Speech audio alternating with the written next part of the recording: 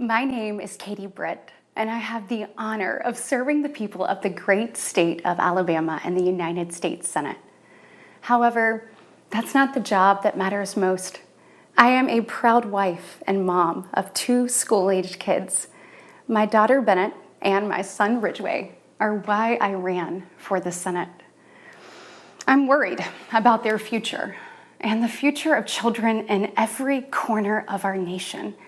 And that's why I invited you into our home tonight.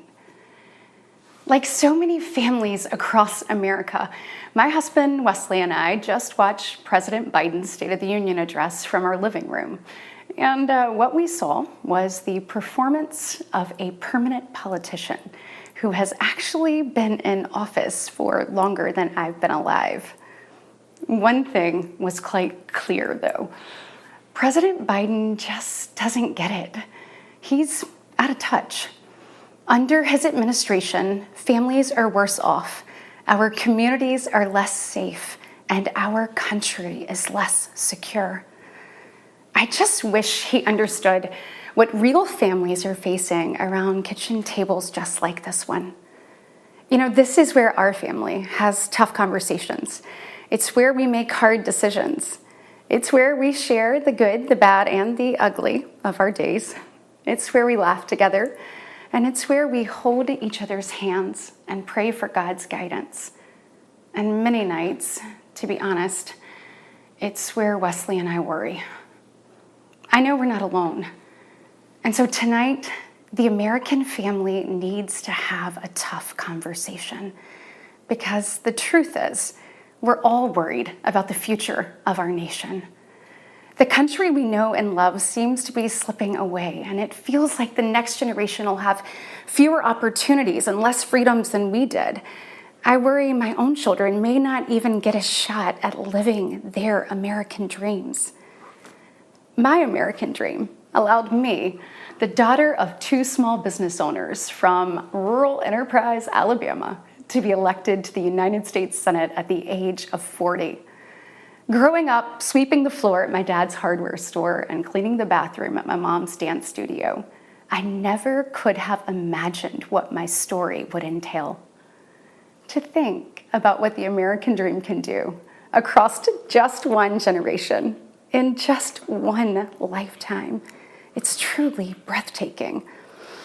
But right now, the American dream has turned into a nightmare for so many families. The true, unvarnished state of our union begins and ends with this. Our families are hurting. Our country can do better.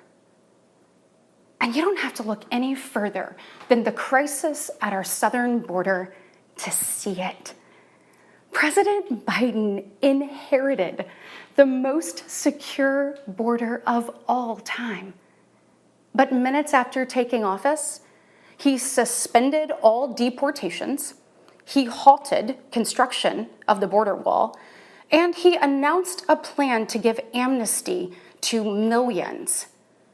We know that President Biden didn't just create this border crisis, he invited it with 94 executive actions in his first 100 days. When I took office, I took a different approach. I traveled to the Del Rio sector of Texas. That's where I spoke to a woman who shared her story with me. She had been sex trafficked by the cartels starting at the age of 12. She told me not just that she was raped every day, but how many times a day she was raped. The cartels put her on a mattress in a shoebox of a room, and they sent men through that door over and over again for hours and hours on end. We wouldn't be okay with this happening in a third world country. This is the United States of America, and it is past time, in my opinion, that we start acting like it. President Biden's border policies are a disgrace. This crisis is despicable. And the truth is, it is almost entirely preventable. From fentanyl poisonings to horrific murders, there are empty chairs tonight at kitchen tables just like this one because of President Biden's senseless border policies. Just think about Laken Riley. In my neighboring state of Georgia, this beautiful 22-year-old nursing student went out on a jog one morning, but she never got the opportunity to return home. She was brutally murdered by one of the millions of illegal border crossers President Biden chose to release into our homeland. Y'all, as a mom, I can't quit thinking about this. I mean, this could have been my daughter. This could have been yours. And tonight, President Biden finally said her name. But he refused to take responsibility for his own actions. Mr. President, enough is enough. Innocent Americans are dying, and you only have yourself to blame. Fulfill your oath of office, reverse your policies, end this crisis, and stop the suffering. Sadly, we know that President Biden's failures don't stop there. His reckless spending dug our economy into a hole and sent the cost of living through the roof. We have the worst inflation in 40 years and the highest credit card debt in our nation's history. Let that sink in. Hardworking families are struggling to make ends meet today. And with soaring mortgage rates and sky-high childcare costs, they're also struggling to how to plan for tomorrow. The American people are scraping by while President Biden proudly proclaims that Bidenomics is working. Goodness, y'all, bless his heart, we know better. I'll never forget stopping at a gas station in Chilton County one evening. The gentleman working the counter told me that after retiring, he had to pick up a job in his 70s so that he didn't have to choose between going hungry or going without his medication. He said, I did everything right. I did everything I was told to do. I worked hard, I saved, I was responsible. He's not alone. I hear similar concerns from fellow parents, whether I am walking with my friends or whether I'm at my kids' games. But let's be honest, it's been a minute since Joe Biden pumped gas, ran a carpool, or even pushed a grocery cart. Meanwhile, the rest of us see our dollar and we know it doesn't go as far. We see it every day. And despite what he tells you, our communities are not safer. For years, the left has coddled criminals and defunded the police, all while letting repeat offenders walk free. The result is tragic, but foreseeable. From our small towns to America's most iconic city streets, life is getting more and more dangerous. And unfortunately, President Biden's weakness isn't just hurting families here at home. He is making us a punchline on the world stage. Look, where I'm from, your word is your bond. But for 3 years, the president has demonstrated that America's word doesn't mean what it used to. From abandoning our allies in his disastrous withdrawal from Afghanistan to desperately desperately pushing another dangerous deal with Iran. President Biden has failed. We've become a nation in retreat, and the enemies of freedom, they see an opportunity.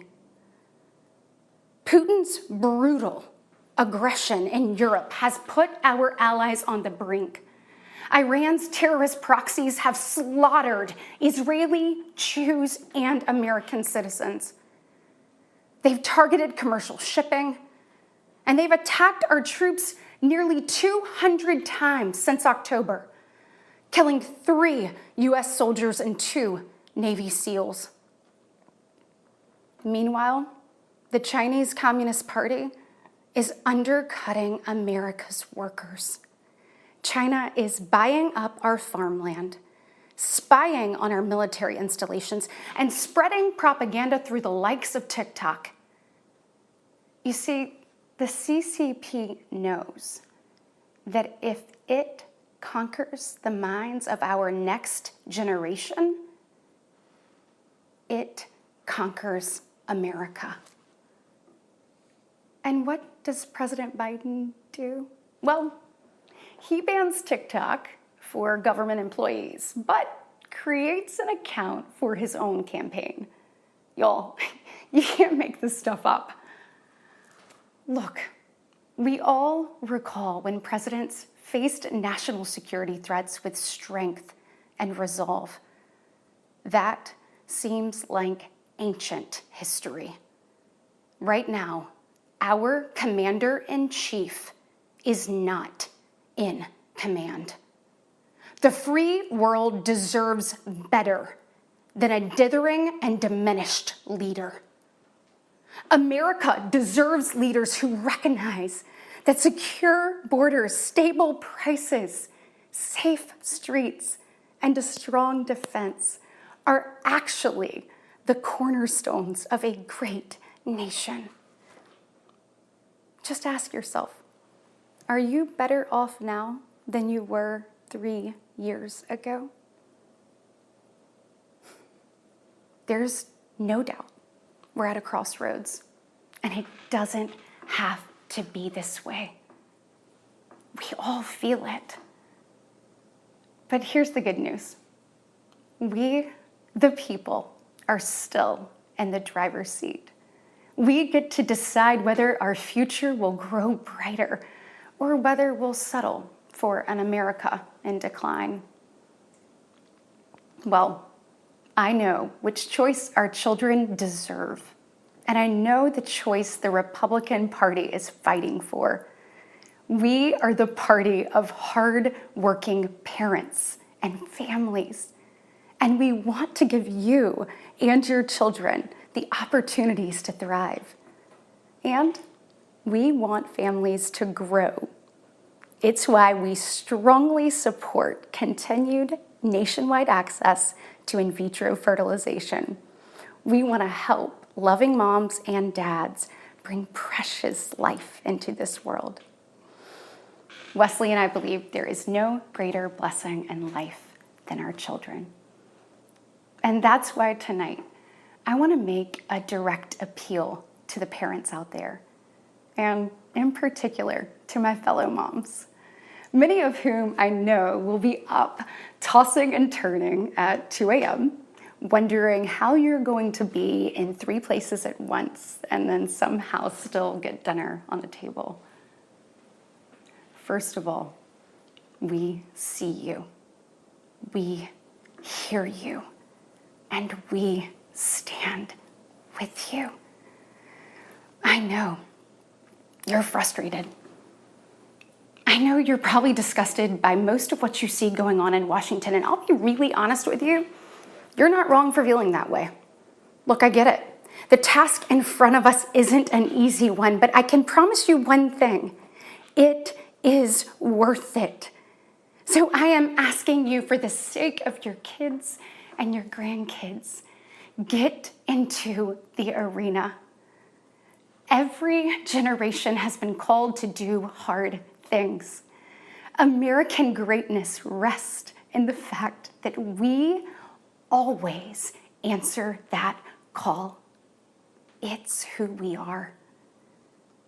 Never forget, we are steeped in the blood of patriots who overthrew the most powerful empire in the world. We walk in the footsteps of pioneers who tamed the wild. We now carry forward the same flame of freedom as the liberators of an oppressed Europe. We continue to draw courage from those who bent the moral arc of the universe.